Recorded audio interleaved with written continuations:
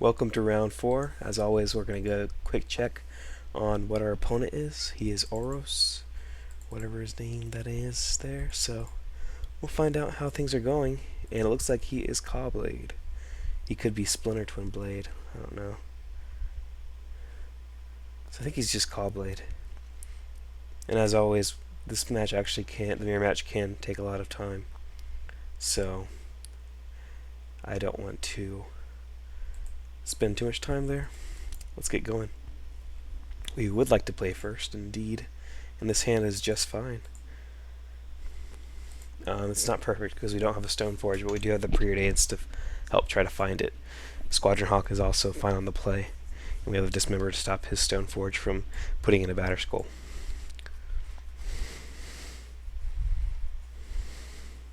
So we can find a Stone Forge in the top, 4 cards of our deck. It'd be really nice. In fact, that's the only thing we're going to be looking for. We're going to push everything away. That's not a... I guess if we hit a Divine Offering, we'll keep that. But besides Divine Offering and Stone Forge, I'm pushing all the cards down with this first preordain. Hopefully I don't run into a Squadron Hawk accidentally.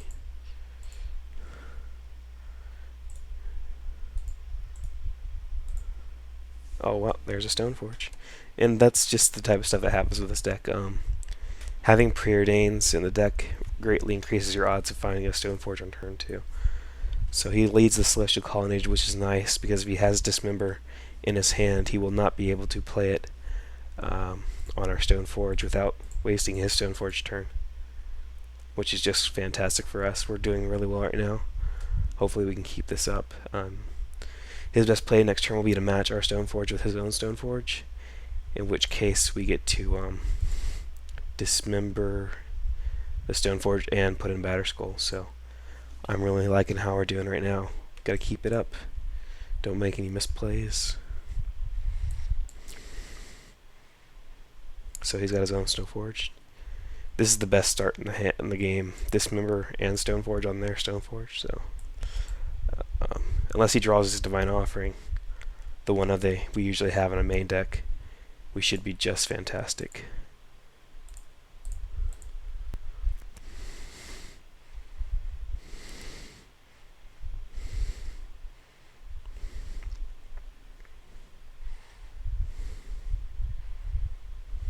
And we even have a Jace to drop next turn if he taps out.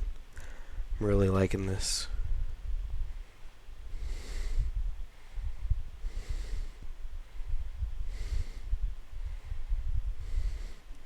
His lands are very nice. Guru lands. Although I am partial to John Avon lands.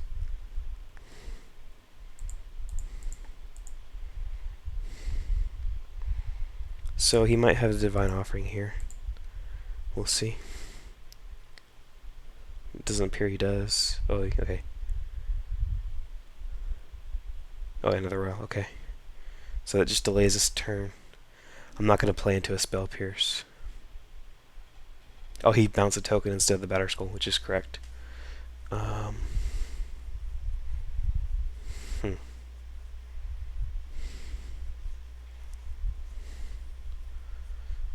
Question is, do we play the Squadron Hawk?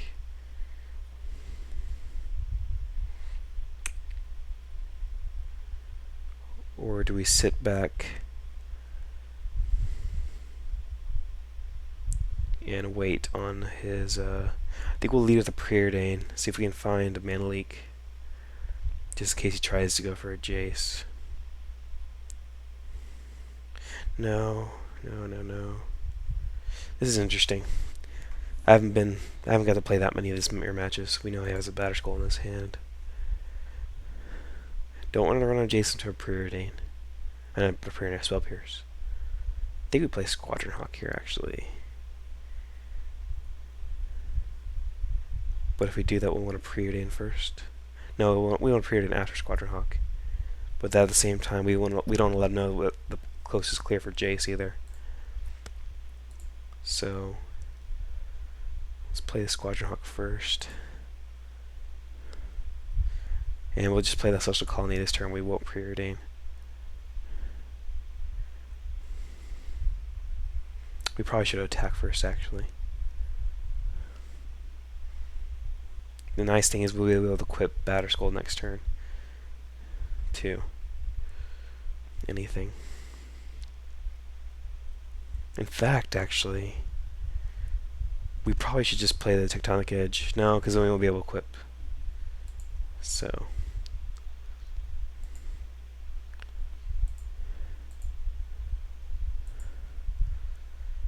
Okay, now rethinking this, we'll swing first, because we're not going to be able to do anything else with the Stoneforge.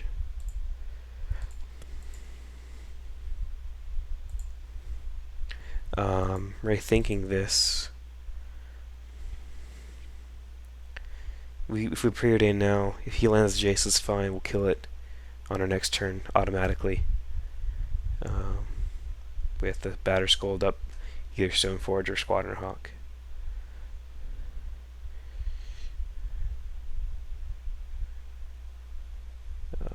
Yeah. No, but at the same time, we're actually doing fine right now. Because if he taps out for a Jace, we'd have to tap out to re-equip Batterskull. Then you could play another Jace and balance the equipped creature. That would just give him some more time to buy outs. We gotta think here quickly. Actually, let's go for the preordain. He might just spell Pierce it actually too. So no, we want that Stoneforge. But we don't really want the planes. So yeah, he can Jace here. Doesn't actually... all it does is buy him a turn.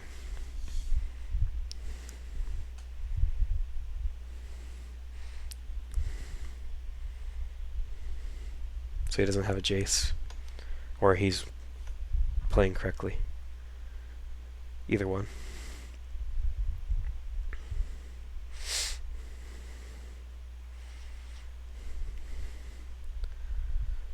Squadron Hawk, Squadron Hawk. That's fine. Okay, so we can land our own Jace here. The most annoying thing he could have is land and sort of War and Peace, which would be pretty bad for us.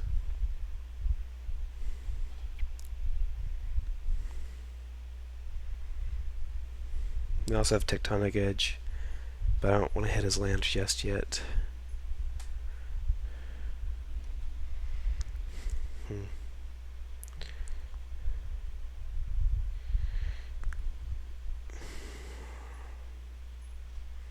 Yeah, I think we'll actually Jace up.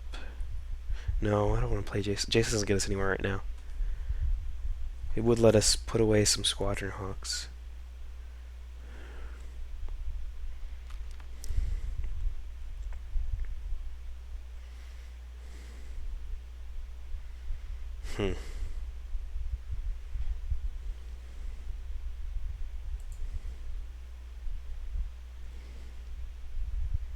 Next turn we can Stoneforge, get the sword put into play, and swing.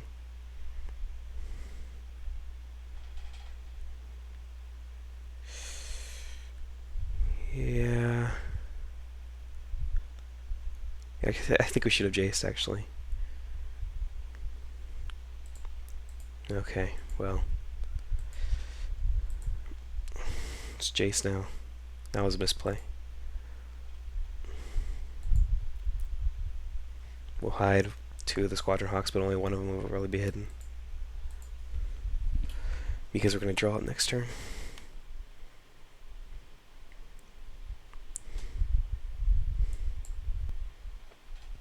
So his best play here is Sword of War and Peace, as we were talking about. But if we have a Spell Pierce, he can't play around that. I mean, he wouldn't be able to equip.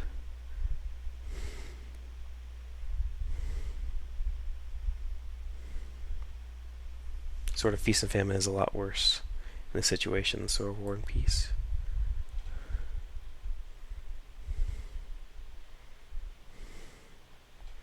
Although it does kill our Squadron Hawk.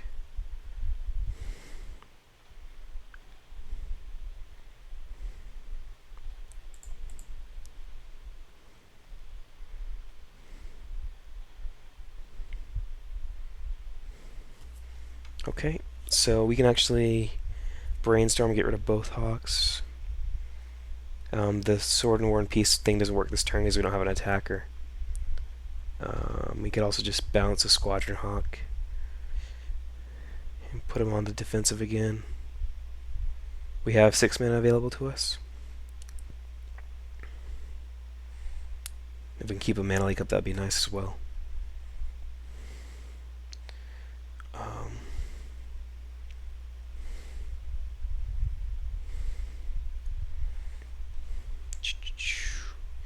Yeah, I think we'll bounce and play Squadron Hawks and Stoneforge.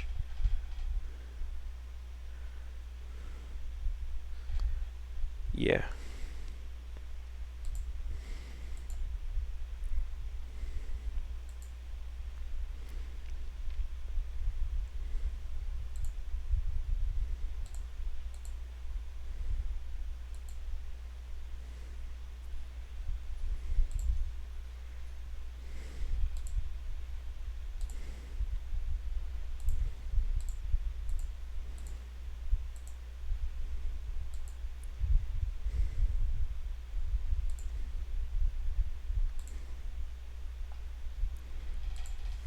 Okay, so we're doing okay now. Keep on this road.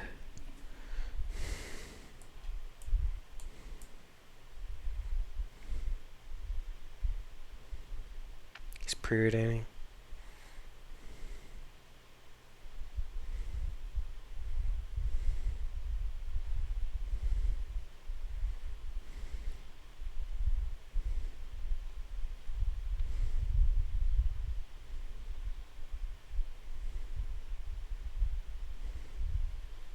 So we chump block via attacks here.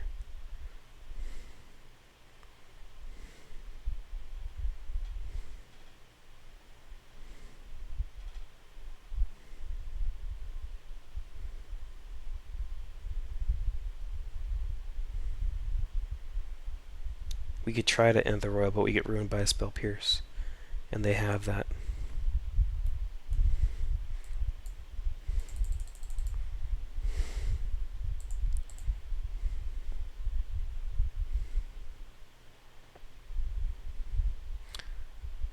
I guess we could end the royal right now. If he has a spell pierce, he has it. And we waste 2 mana on ours. Yeah, I think that's actually the right play. We'll bounce the Sword of Feast and Famine.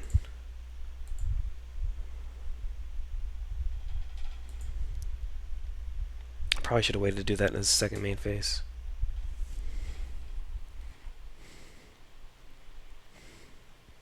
Yeah, that was a misplay on my part. Okay, so we're looking pretty good here.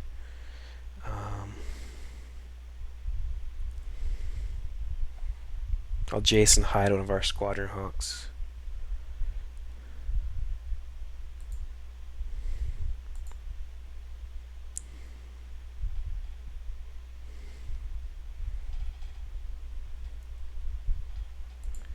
And I guess Celestial Colonnade.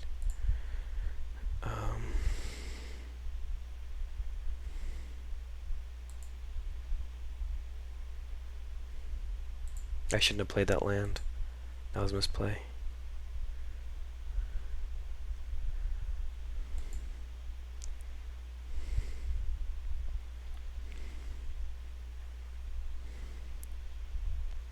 If he plays the sword next turn, we can leak it, in which case he won't be able to equip as well.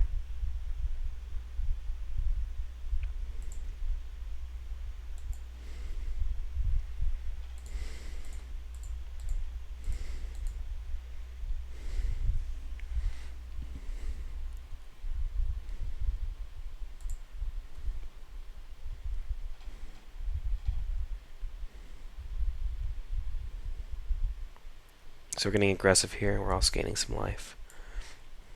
I'm liking our situation right now. We do remember he has a Battered Skull in his hand.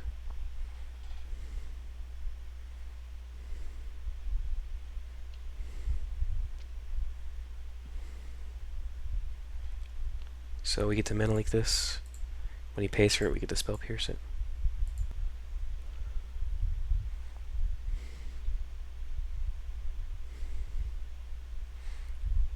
I hate when they float the mana and try to get you to... So we won the game, okay. So I think we made some misplays there. I'm not sure if our opponent's play is perfect.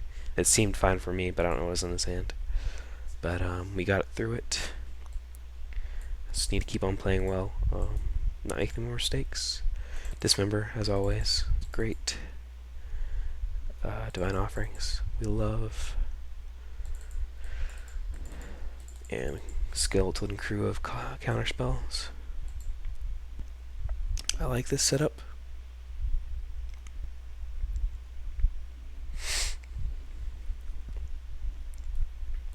I think we'd bring Dave Judgment in if he had a Merry Angel. Because a Merry Angel can get out of hand sometimes.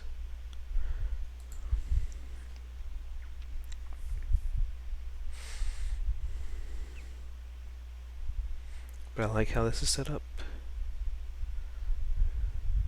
Okay, so we have our...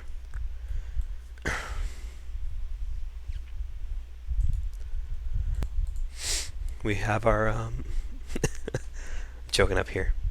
We have our Stoneforge Mystic, Spell Pierce is nice. This is not the best hand ever, but it's keepable, especially on the draw. He kept as well. Let's go. Preordain is nice, but unfortunately, we need to get our white man into play.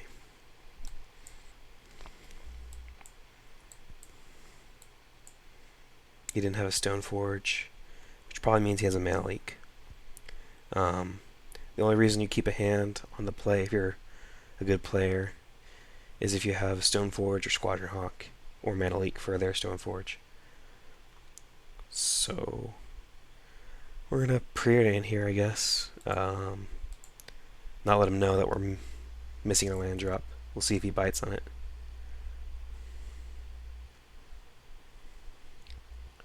So he didn't bite on it. Those are both cards I want. So put them both on top.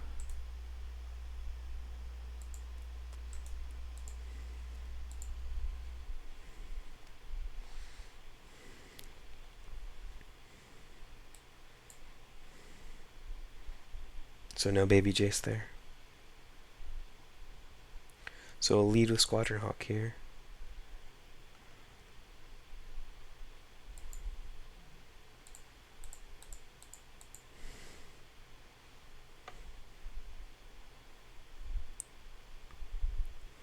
It's very nice. Unfortunately, we can't get more because we have a 7-card hand limit.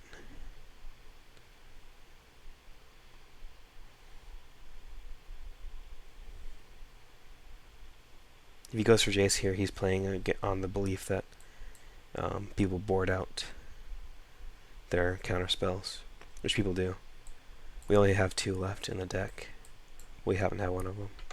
But didn't play Jace, which is nice there. He's playing pretty well, as far as I can tell.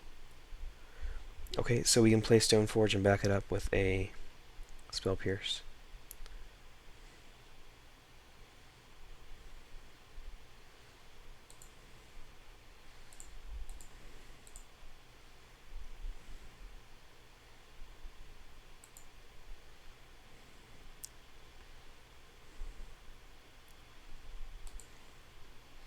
And we'll get a,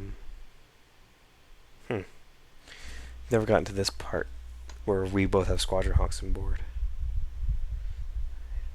I think it actually might be a War and Peace here. Just the way our hands are developed. I mean, Batterskull is usually the best.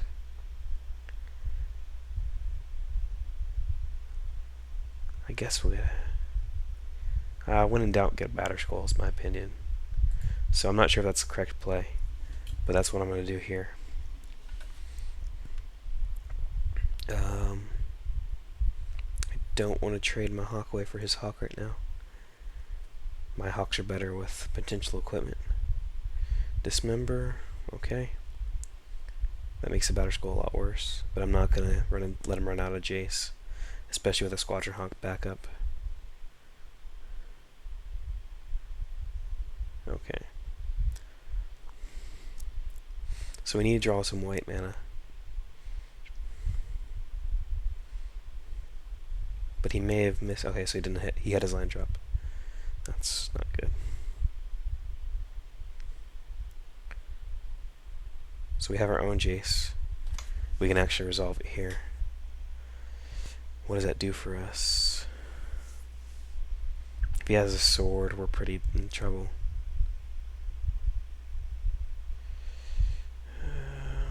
But we need to hit some good land drops.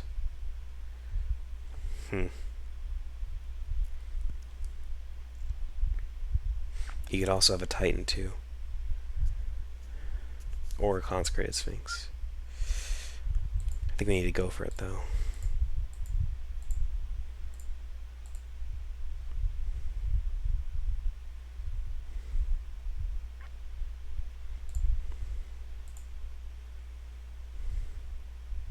Okay, that's good. Squadron Hawk. We're gonna need to draw that. We can put the Titan and Consecrated Sphinx on top.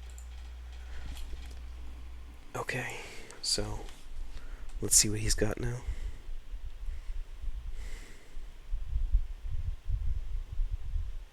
So no sword. That's fantastic. He's gonna attack both of his guys at Jace here apparently. And we'll block one. It would have been nice to sort up our own guy, but I'm pretty sure he's got removal in his hand. Or a Divine Offering. Consecrated Sphinx is annoying. So he's going to get to draw 2 cards.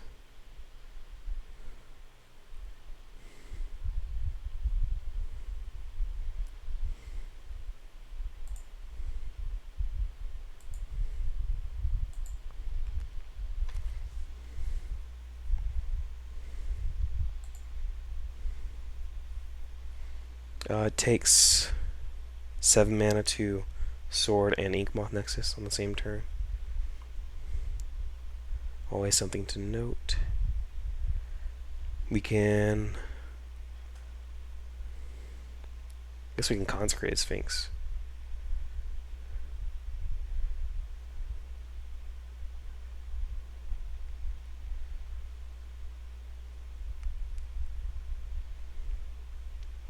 If he does have a Dismember, though, he can kill it with our squad. He'll force us to block and kill it with Squadron Hawk. So I think we should just double Squadron Hawk up and leave the illusion we have Mana Leak up too.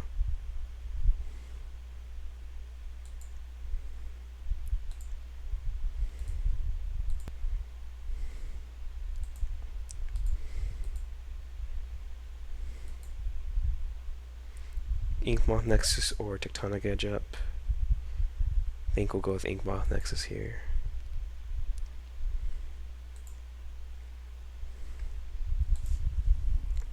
We'll pass a turn. So we got rid of our Sun Titan. I didn't really want it right now.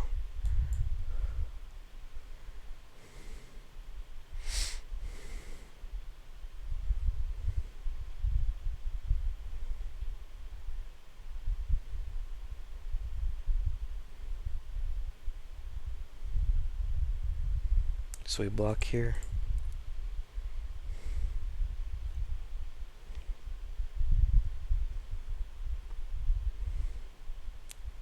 He jaces us, which is fine. He's playing around Mana Leak.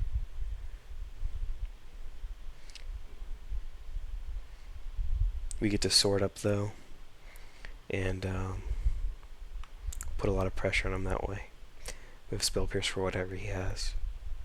Or we can just Consecrate Sphinx.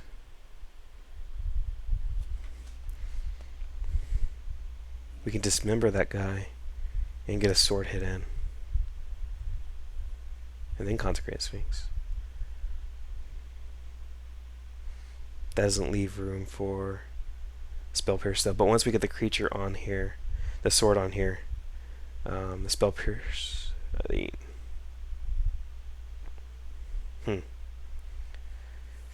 It all depends on what he's got in his hand. If he has a Dismember, once we get the sword on him, it won't matter. But at the same time, we won't be able to tap, so he'll have whatever he wants to do on his turn. We can guarantee to land a Consecrated Sphinx. but he's got his own. This is a tough situation here.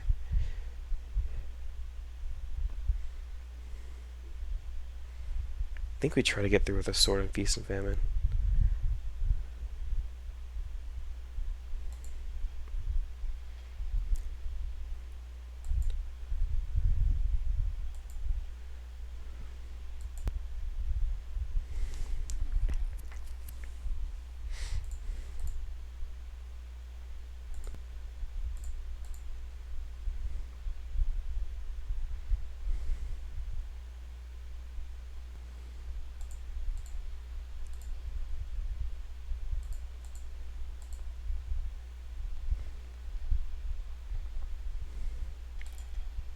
Let's see if this hits.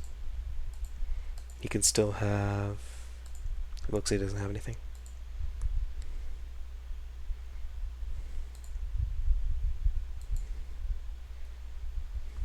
Yeah, we'll lay the Consecrated Sphinx. So even if he Consecrated Sphinx on his own, we'll be in pretty solid shape.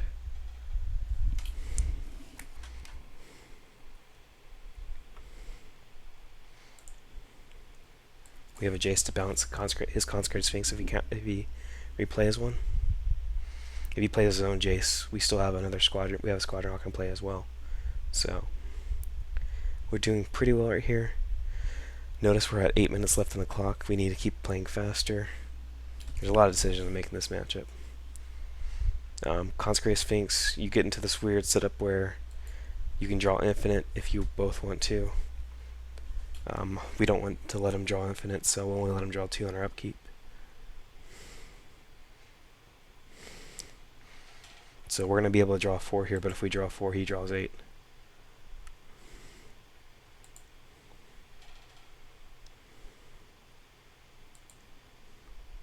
So we Jace here and bounces Consecrated Sphinx. Spell Pierce backup.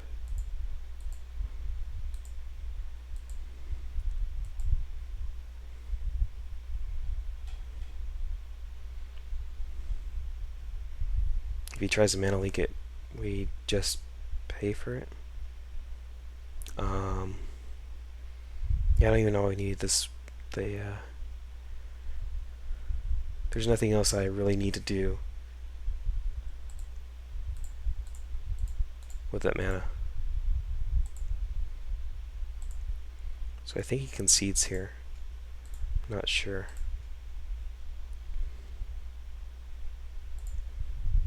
Because the deck doesn't have anything to do with 0 mana besides Middle Misstep, and it doesn't actually matter here. So yeah, we got the match. It's a 4-0. It's been a while since I 4-0'd. I've had a streak of 3-1s, so it's very nice. We had a lot of good luck. I think we played well too. Minimal misplays, but there's still misplays, so we got to keep on working on those misplays. I'll see you next week.